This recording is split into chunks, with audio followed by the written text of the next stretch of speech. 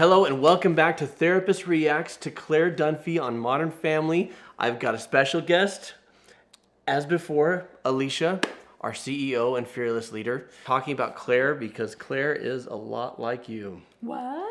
Well, and like you, Claire was a driven, career-oriented, and results and task-oriented woman. Mm-hmm. Stayed at home for a while. Mm-hmm. As a mom, nearly drove her up the wall. And then the struggle is real. And then she re-entered and exploded back onto the scene. There's a lot of Claire Dunphy, Alicia Decker similarities. Let's watch.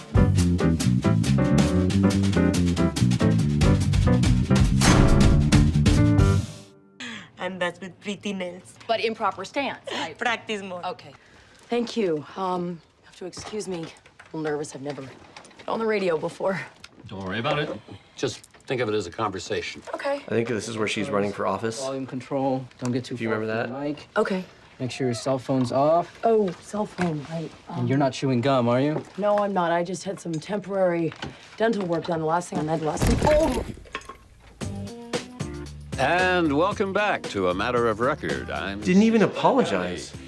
Joining us now in studio is District 43 Town Council candidate Claire Dunphy. She really sold that Thank you, stunt. Cecil. It's a pleasure to be here. So, you're a first-time candidate. Tell us what got you involved. It all started with a stop sign. I was concerned about safety in our neighborhood, and I was not getting any satisfaction from City Hall. What's wrong with Mom? Oh, this isn't good. She sounds drunk. That's not her drunk voice. And tell us about some of the other issues facing our town. Where do you stand on the city's Sewage and Sustainability Initiative, the so-called SSI? One cannot really talk about sewage and sustainability without first discussing recycling. Once I hit the coast, I didn't stop. I turned off my cell phone. I ate fish tacos for lunch. It was insane.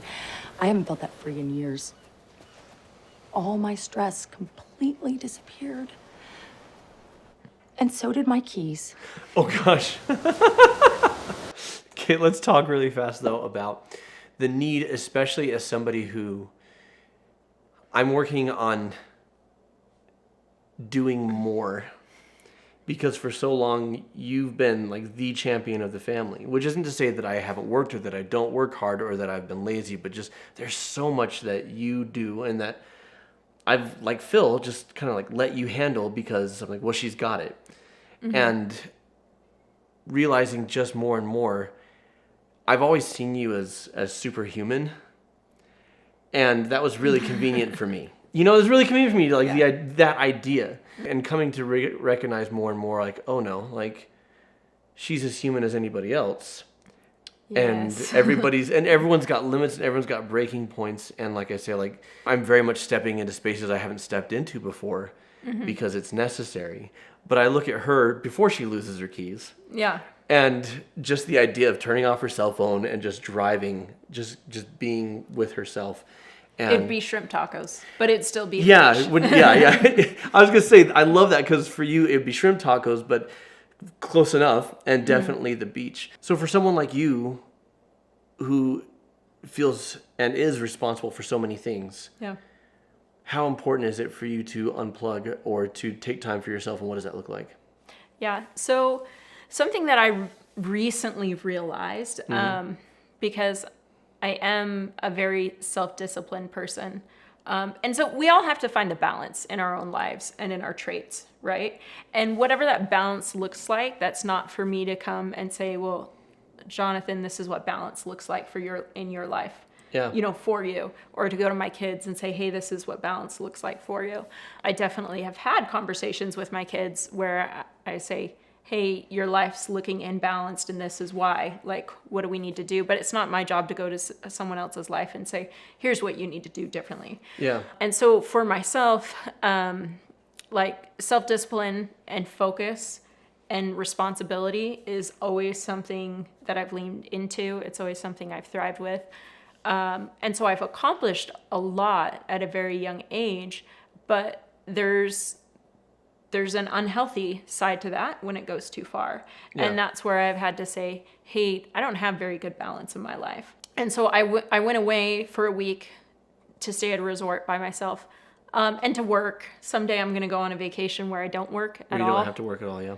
That day's happening soon. But I met just the sweetest mother-daughter, adult, daughter, mother. She's in her mid-20s, mom probably in her mid-50s, and we would go to dinner together. And the daughter and I had very similar personalities. And the mother was Korean American, but just that very driven, perspective. Similar to you, yeah. Yeah, and so when the daughter asked me, she goes, if you could go back to your younger self and give them advice, what would you do? What would you say? And I said, I wish that I had, I appreciated my parents' support of me and in the things that I did, and going to college young and all the accomplishments that I had. I appreciated that, but I wish I had someone who said to me, hey, your life is looking out of balance. Yeah. There's more to life than just accomplishment. There's more to life than just hitting goals. There's more to life than sacrificing yourself just to take care of everyone else just because you can do it. And so, now what does that look like as an adult? Because there is very much so aspects of my life that I'm like, that's not what I want it to look like. Yeah. And so kind of digging myself out of the holes that didn't work for me. But on the outside, culturally, all those things are praised. Well, and drawing boundaries for yourself, you've said to me, I'm done putting myself last. And what that has looked like practically is still a work in progress. But that was a very meaningful day, not just for you, but I think for our whole family, of we can't burn mom out. We have to make sure that you are doing the things for you that you want to do, the things that you enjoy doing, like going to a resort for a week and making new friends. I loved talking on the phone with you that week and just hearing about your adventures. That was so cool and special. So just don't lose your keys. Every new generation thinks they have cracked the code on child rearing. What's the latest theory? Never say no. I say no every day in this house. But at night, she's a yes machine. No.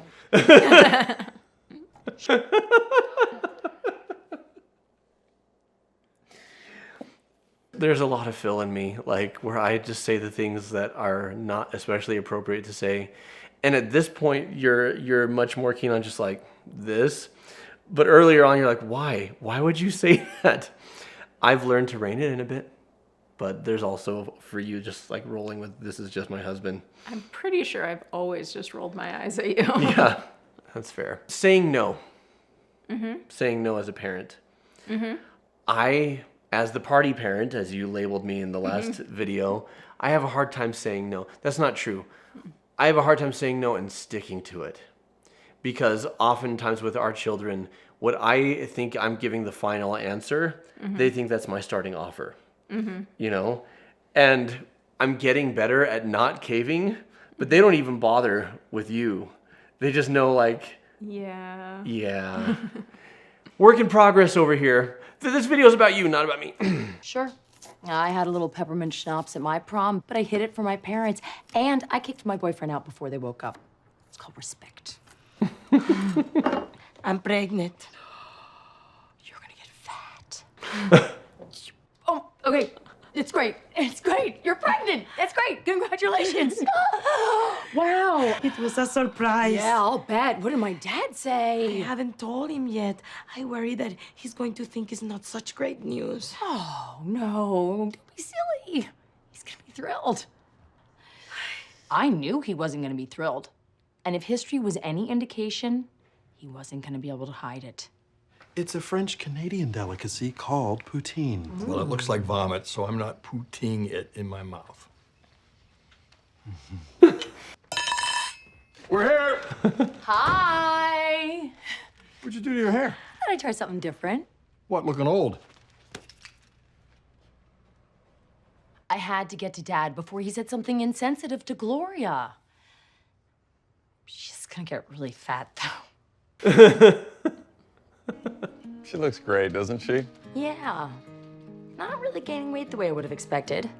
I finally understand why people say pregnant women glow. Phil, I've had 3 children. I finally get it.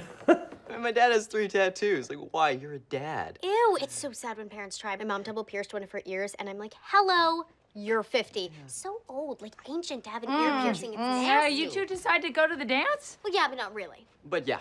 What? We're going ironically to make fun of all the kids who make a big deal out of it. Ironic? My ass. Alex likes Drew. She's just playing it safe. Now, there are the pushy, obnoxious moms who try and get involved, nudge them towards one another. We mean well. I have a head for business and a bod for sin. Yes, you do. Ew, this is a common area. I've been taking magic lessons as a Valentine's surprise. Wait a minute, the supposed hinge salesman at your office. The Great Majesto. Of course, I didn't recognize him without his floor-length robe covered in question marks. And we also really do have a reservation at that really nice place down the street, so we should probably get your check. Excuse me, can we get the check? But are you really dressed? So wonderful. Mwah. Come on, honey, we should get going. Wait, do you have the key? No, but you do. I don't deserve you. That's adorable. You've never done magic, but you've done magical things for my birthday. Is magic your thing? No, but for my birthday and for Valentine's Day, you're very thoughtful and you're very sweet. And like Phil, I don't deserve you, but I'm working on it every day. So thank you for this. Thank you for joining us as we have watched and enjoyed learning about Claire Dunphy, aka Alicia Decker. Who do you think she resembles as far as her personality? What pop culture character do you think is her? Who are you? Who's your doppelganger? We're not talking about looks per se. We're talking about who do you relate to personality-wise. Like I am Baloo from the Jungle Book. If you enjoyed this and missed the first one, we react to Claire Dunphy. Check that video out right now. Until next time, keep shining. We need your light. Yay! And there's the video. Don't touch that. Touch the video. Watch it. You're not going to the toilet. You're not going to the kitchen. Okay, but just take your phone with you and watch the video.